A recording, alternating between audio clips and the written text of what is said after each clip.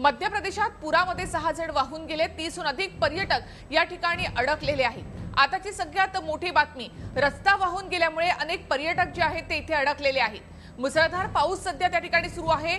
सुलतानगड मधली ही दुर्घटना आहे। या पुराच्या पाण्यामध्ये जवळपास 6 जण वाहून गेलेले, तर रस्ता पूर्णतः बंद झाल्यामुळे 30हून अधिक पर्यटक या ठिकाणी अडकून पडले। आताची सगळ्यात महत्त्वाची बातमी, केरळनंतर मध्य प्रदेशात सध्या पुराचा हाहाकार आपल्याला दिसून येतोय। थेट जाऊयात आमचे प्रतिनिधी काम्या भट्टाचार्य यांच्याकडून माहिती घेऊयात। काम्या, काय या संदर्भात माहिती मिळते? निखिला, मध्य प्रदेशमध्ये ग्वालियर मध्ये ही घटना घडली आहे आणि हे जे दृश्य दिसत आहेत या दृश्यांमध्ये खूप भयानक अशा फ्लडचा दृश्य दिसतोय। मात्र तिथे तिकडचा जो बंधारा आहे तिथून तो गेट सोडण्यात आला होता आणि नंतर त्याला हा जो पूर्ण पूरचा स्वरूप आहे तो प्राप्त झाला। या फ्लडमध्ये 30 ते 40 जण जे आहेत ते अडकण्याची भीती आहे आणि 11 जण वाहून जाण्याची भीती व्यक्त केली जाते। निखिला, काम्या, आपण पाहतो की केरळमध्ये तर मुसळधार पाऊस सुरू आहे, मात्र आता मध्य प्रदेशातही अशाच प्रकारे पुराचा हाहाकार दिसून येतोय।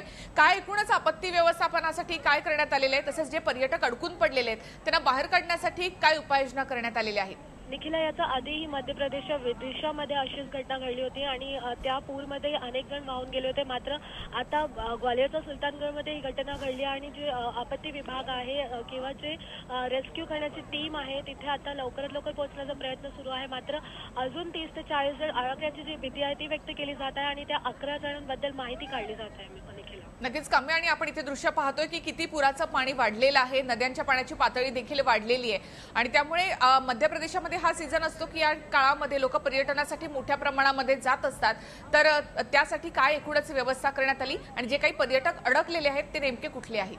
वेगवेगळ्या भागात जी पूरची परिस्थिती आहे ती कायम आहे। सध्या गेल्या काही दिवसांपासून मध्य प्रदेशमध्ये वेगवेगळ्या जागी परिस्थिती जी आहे ती निर्माण होत आहे। मात्र अशा प्रकारे इतका मोठ्या प्रमाणात जो पूरची परिस्थिती आहे ती आता इथे ग्वालियरमध्ये पाहायला मिळते आणि जो बंधाऱ्याचा गेट आहे तो उघडल्यानंतर जो पाण्याची पातळी आहे तो खूप मोठ्या लेवलवर वाढली आणि नंतर याला पूरचा जो स्वरूप आहे तो प्राप्त झाला आहे। मात्र आतापर्यंत हे जे पर्यटक आहे ते कुठून आले होते ही प्राथमिक माहिती मिळाली नाही आणि आता युद्ध पातळीवर त्यांना वाचवण्याचा जो काम आहे तो सुरू केला जात आहे। निखिला, धन्यवाद काम्या एकूणच माहितीबद्दल। दुसरी जी आपण दृश्य पाहतोय ती आहेत केरळमधली कोचीनच्या विमानतळावरची ही सगळी दृश्य आहेत। विमानतळ कुठे दिसत नाही, उलट किती मोठ्या प्रमाणामध्ये पाणी जे आहे ते इथे वाहून जाताना आपण पाहतो। पाण्याची पातळी वाढलेली आहे। केरळमध्ये पूर सध्या आपण या ठिकाणी पाहतोय आणि मध्य प्रदेशात पहिला जे दृश्य आपण पाहतोय ते मध्य प्रदेशातलं दृश्य आहे। मध्येच पर्यटक कशा प्रकारे तिथे अडकून पडले तेही आपण पाहतो। जवळपास रस्ताच या ठिकाणी वाहून गेला आणि त्यामुळे 30हून अधिक पर्यटक या ठिकाणी मध्येच अडकून पडलेले आहेत। त्यांच्या चारही बाजूने पाणी आहे आणि त्यामुळे या पर्यटकांना बाहेर काढणं देखील तेवढंच मुश्किल होतं।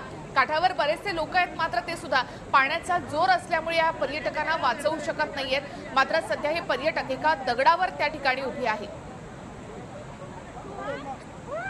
हाँ, सब दिख रहा है, ये पढ़ लेना बीच में।